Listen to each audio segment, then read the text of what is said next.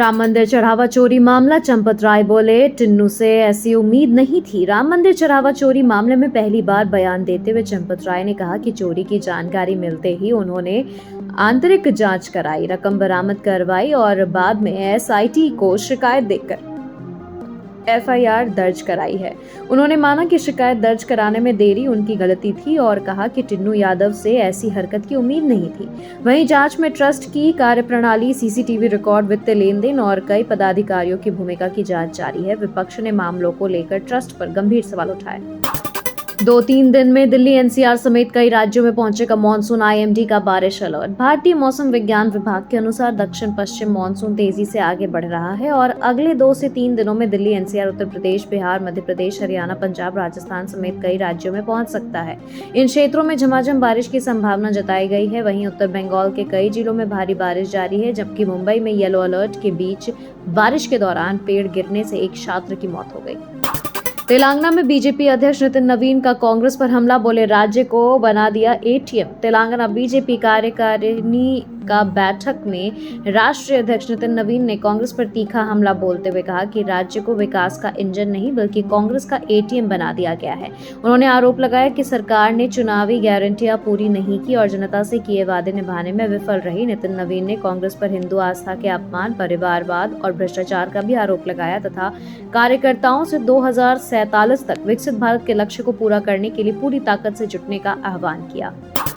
ओडिशा में विजिलेंस की बड़ी कार्रवाई, 2 अफसरों के ठिकानों से करोड़ों की संपत्ति का खुलासा। ओडिशा विजिलेंस ने आय से अधिक संपत्ति के मामले में विमसार के 2 कर्मचारियों के 9 ठिकानों पर छापेमारी की। एस्टैब्लिशमेंट ऑफिसर धुरिंदर बिस्वाल ने यहां से अब तक 20 प्लॉट, करीब 19.72 लाख रुपए नगद, कई वाहन और अन्य संपत्तियों का पता चला है। वहीं स्टुअर्ड अश्विनी मेहता के 5 ठिकानों पर भी तलाशी जारी है। विजिलेंस बैंक खातों के निवेश और संपत्तियों की जांच कर रही है। तलाशी पूरी होने के बाद संपत्तियों का मूल्यांकन कर आगे की कानूनी कार्रवाई की जाएगी। भारत पाक बैकडोर बातचीत पर विदेश सचिव विक्रम मिस्री ने दी सफाई। भारत पाकिस्तान के बीच कथित बैकडोर बातचीत की खबरों पर विदेश सचिव विक्रम मिस्री ने स्पष्ट किया कि कोलंबो में हुई अनौपचारिक चर्चाएं किसी भी तरह से आधिकारिक नहीं थी। उन्होंने कहा कि ऐसे निजी कार्यक्रमों में शामिल रिटायर्ड अधिकारी या विशेषज्ञ भारत सरकार का प्रतिनिधित्व नहीं करते। वहीं भारत ने पाकिस्तान द्वारा अफगानिस्तान पर किए गए हवाई हमलों पर कड़ी निंदा करते हुए इसे क्षेत्रीय शांति, स्थिरता और अफगानिस्तान की संप्रभुता के लिए खतरा बताया। सपा विधायक कमाल अख्तर ने विधानसभा के चीफ व्हिप पद से दिया इस्तीफा। समाजवादी पार्टी के वरिष्ठ विधायक कमाल अख्तर ने उत्तर प्रदेश विधानसभा में चीफ व्हिप पद से इस्तीफा दे दिया है। उनके इस्तीफे को सांसद रुचिवीरा से कथित मतभेदों से जोड़कर देखा जा रहा है। हालांकि कमाल अख्तर ने इसे इनकार किया। उन्होंने कहा कि उन्होंने राष्ट्रीय अध्यक्ष अखिलेश यादव के निर्देश पर पालन करते हुए इस्तीफा दिया है और पार्टी जो भी जिम्मेदारी देगी उसे पूरी निष्ठा के साथ निभाएंगे। उन्होंने दोहराया कि उनका लक्ष्य 2027 में समाजवादी पार्टी की सरकार बनवाना है। सचिन अहिर की पाला बदलने पर भड़के आदित्य ठाकरे, बोले यह ऑपरेशन टाइगर नहीं, ऑपरेशन देवेंद्र फडणवीस है। शिवसेना नेता आदित्य ठाकरे ने वरिष्ठ नेता सचिन अहिर के एकनाथ शिंदे गुट में शामिल होने पर तीखी प्रतिक्रिया दी। उन्होंने कहा कि यह ऑपरेशन टाइगर नहीं बल्कि ऑपरेशन देवेंद्र फडणवीस है। आदित्य ने आरोप लगाया कि अहिर ने निजी स्वार्थ में पार्टी छोड़ी जबकि शिवसेना ने उन्हें हर महत्वपूर्ण जिम्मेदारी दी थी। वहीं शिंदे गुट ने अहिर का स्वागत करते हुए इसे अपनी बड़ी राजनीतिक सफलता बताया और दावा किया कि आने वाले समय में उद्धव गुट के कई और नेता भी महायुति में शामिल हो सकते हैं।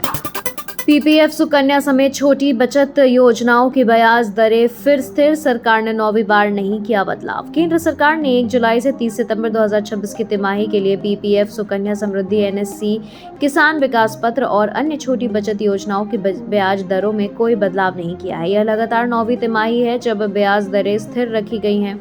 सुकन्या समृद्धि योजना पर 8.2%, पीपीएफ पर 7.1%, एनएससी पर 7.7%, मंथली इनकम स्कीम पर 7.4% और किसान विकास पत्र पर 7.5% ब्याज मिलता रहेगा। अमरनाथ यात्रा 2 जुलाई से शाम 5 बजे बाद कई मार्गों पर ट्रैफिक प्रतिबंध। 3 जुलाई से शुरू होने वाली अमरनाथ यात्रा को सुरक्षित और सुचारू बनाने के लिए जम्मू कश्मीर ट्रैफिक पुलिस ने एडवाइजरी जारी की है। 2 जुलाई से यात्रा अवधि के दौरान शाम 5 बजे के बाद गुलमर्ग श्रीनगर और श्रीनगर गुलमर्ग मार्ग पर पर्यटक वाहनों की आवाजाही प्रतिबंधित रहेगी। श्रद्धालुओं और पर्यटकों से यात्रा की यह पहले से योजना बनाने तथा पुलिस के निर्देशों का पालन करने की अपील की गई है।